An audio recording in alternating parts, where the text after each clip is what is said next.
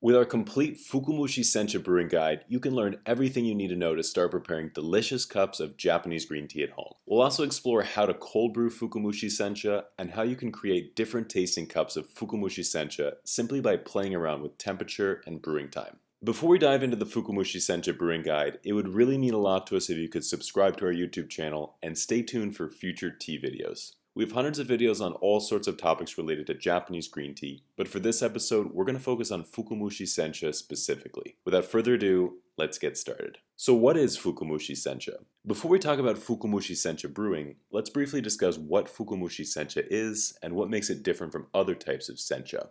Normally, Sencha tea is harvested and then steamed for between 60 to 90 seconds. As soon as the tea leaves are picked, they will begin to oxidize naturally and eventually turn into a black tea. In order to prevent this process from taking place, heat needs to be applied to the leaves in order to deactivate the enzymes that cause oxidation. The steaming also locks in these more grassy or steamed vegetable notes of the leaf. When the tea is steamed for a longer time, as is the case with Fukumushi Sencha, the tea leaves start to break down. This allows more of the leaf material to flow into the cup, which is why Fukumushi Sencha has this strong jade green color. Fukumushi Sencha also takes on a smoother flavor, with notes of steamed vegetables and even fruit. The tea also works quite well as a cold brew, which we can discuss later. So how do you brew Fukumushi Sencha? When it comes to Fukumushi Sencha brewing, there are only a few things that you need to pay attention to. The first is the leaf to water ratio, the second is the brewing temperature, and the third is the brewing time. Let's walk you through how to brew Fukumushi Sencha step by step. Step 1. Add 5 grams of Fukumushi Sencha to your Kyusu teapot. You may want to use one with a mesh filter like the red Kyusu teapot, because otherwise the Fukumushi Sencha can clog the teapot as you pour. Step 2. Pour in 150 milliliters of water at a temperature of between 140 and 160 degrees Fahrenheit. Step 3. Let the leaves sit undisturbed for 45 seconds. Step 4. After the brewing time is up, you can pour out your Fukumushi tea and the built-in filter inside the teapot will automatically sift out the leaves so they don't end up in your cup. The main difference when it comes to Fukumushi Sencha brewing has to do with the steeping time. While most Sencha teas require a full minute to open up and release their flavor into the water, Fukumushi Sencha really only needs 45 seconds. This is because the deep steaming process renders the tea leaves more brittle and they break into smaller pieces. These smaller leaf pieces have more relative surface area and therefore they infuse more quickly into the water. This shorter brewing time will help reduce some of the bitterness while still extracting plenty of flavor from the tea. Normally we recommend a brewing temperature of between 60 degrees Celsius. Or 140 degrees Fahrenheit. But if you want to extract a little bit more strength from your tea, you can use 70 degrees Celsius. Although this will extract more overall flavor, it will also make the tea more bitter. Catechins are the bitter components within green tea, and they are extracted at higher temperatures.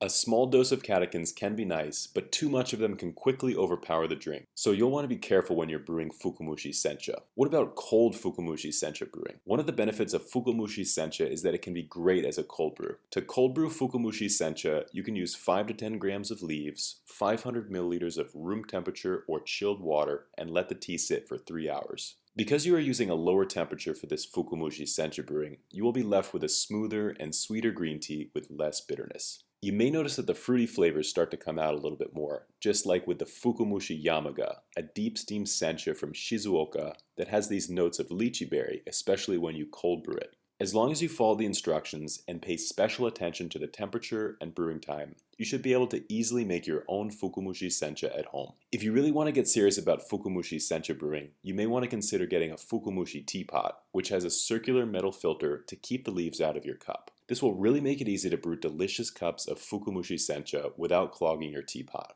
During our travels, we've met with dozens of farmers and sampled many different Fukumushi Senchas. We've ultimately decided on a small handful of our favorites, and we're so happy to share them with all of you. These teas all come from different regions, different tea farms, different cultivars, and different production styles. If you're looking for a good representation of the category of Fukumushi Sencha, we recommend the Murasaki Sencha.